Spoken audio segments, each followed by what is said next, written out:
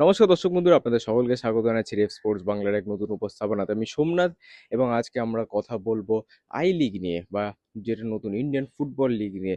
নতুন নাম নবীকরণ হয়েছে আই লিগের, ইন্ডিয়ান ফুটবল লিগ নামে, এবং অবশ্যই আজকে আমরা সেটা নিয়ে কথা বলবো।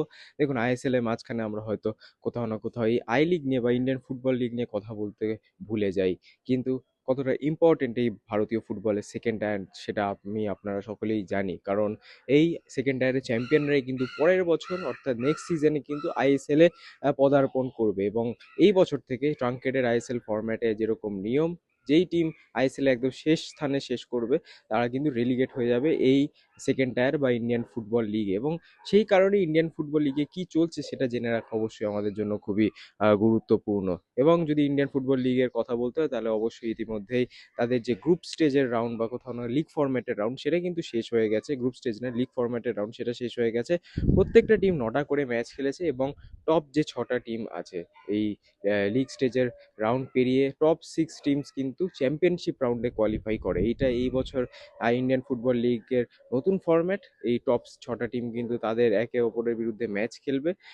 প্রত্যেকটা টিম ৫টা করে চ্যাম্পিয়নশিপ রাউন্ডে। তারপরে লিগ ফরম্যাটে যে ম্যাচগুলো হয়েছে ৯টা ম্যাচ প্লাস এই ৫টা চ্যাম্পিয়নশিপ রাউন্ডের ম্যাচ মিলে যার যত বেশি পয়েন্ট হবে তারা কিন্তু হবে এই ইন্ডিয়ান ফুটবল লিগের চ্যাম্পিয়ন, এবং পরের বছর তারা কোয়ালিফাই করবে অবশ্যই ইন্ডিয়ান সুপার লিগে। এবং আপাতত এই মরশুমের জন্য কিন্তু সবার উপরে বা শীর্ষস্থান কিন্তু একেবারে দখল করে রেখেছে ডায়মন্ড হারবার।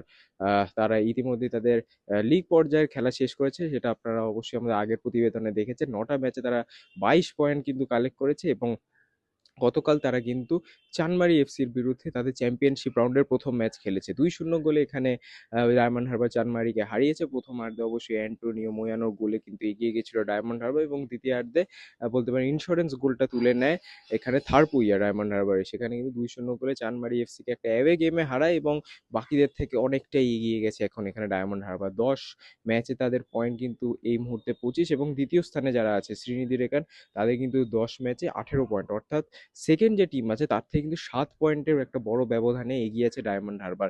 হাতে আর মাত্র ৪টে ম্যাচ পড়ে আছে, এবং সেখানে যদি রাফলি যদি ম্যাথামেটিক্যালি বলি, দুটো ম্যাচও যদি ডায়মন্ড হারবার জিততে পারে লাস্ট ৪টে ম্যাচে, তাহলেই কিন্তু তারা ইন্ডিয়ান সুপার লিগে কোয়ালিফাই করতে চলেছে নেক্সট সিজন। এবং এটা কিন্তু ডায়মন্ড হারবার জন্য অবশ্যই একটা বড় অ্যাচিভমেন্ট। এই সিজন তারা খুবই হাই নোটে শুরু করেছিল। ডুরান্ড কাপে তারা ইস্ট বেঙ্গলকে সেমিফাইনালে হারিয়ে তারপরে ফাইনালে পদার্পণ করেছিল। প্রথমবারের মতো পার্টিসিপেট করেই ডুরান্ড কাপের ফাইনালে যাওয়া, ডুরান্ড কাপের মতো একটা ঐতিহ্যবাহী টুর্নামেন্টের ফাইনালে যাওয়া কিন্তু চারটিখানি কথা নয়। এবং অনেকেই হয়তো সেটাকে ফ্লুক ভেবেছিল, বা বাই চান্স ডায়মন্ড হারবার চলে গেছিল ঠিকই, কিন্তু যেভাবে ডায়মন্ড হারবার এই আই লিগে পারফর্ম করছে সেভাবে সেটাকে দেখে কিন্তু অবশ্যই এক কথায় বলা যায় যে এই টিমটা কিন্তু ডিজার্ভিং পরের বছর আইএসএল খেলার জন্য।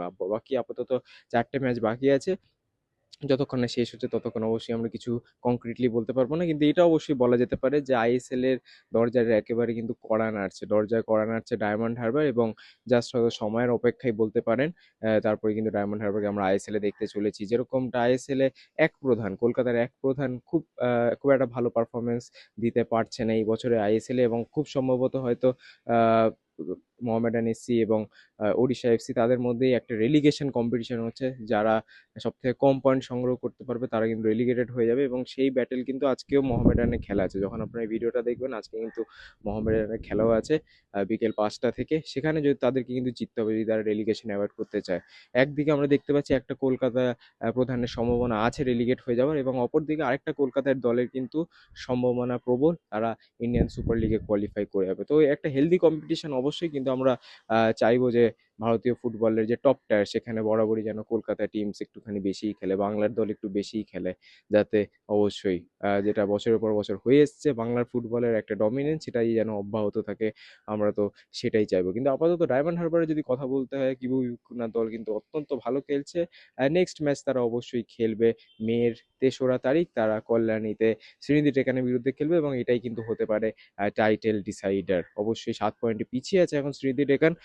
পরের ম্যাচটা যদি শ্রীনিধি টেকান জিততে পারে তাহলে সেই ব্যবধানটা অনেকটা কমে যাবে, ৭ পয়েন্ট থেকে সেটা ৪ পয়েন্টের হয়ে যাবে। কিন্তু ডায়মন্ড হারবার তারাও কিন্তু ছেড়ে কথা বলবে না, তারা যে ফর্মে আছে হারানোটা হয়তো অনেকটা টাফ হতে পারে শ্রীনিধি টেকানের কাছে, বাট ডায়মন্ড হারবার যদি ম্যাচটা জিততে পারে তারা কিন্তু অবশ্যই আই লিগ বা ইন্ডিয়ান ফুটবল লিগের যে শিরোপাটা সেটা কিন্তু আনঅফিসিয়ালি সেই দিনই হয়তো ডায়মন্ড হারবার পেয়ে যাবে। তো আপনাদের কি মনে হয় যে এই আই লিগ বা ইন্ডিয়ান ফুটবল লিগের সিজন কিরকম হলো ডায়মন্ড হারবারের জন্য? একটা স্বপ্নের দৌড় আপনারা বলতে পারেন।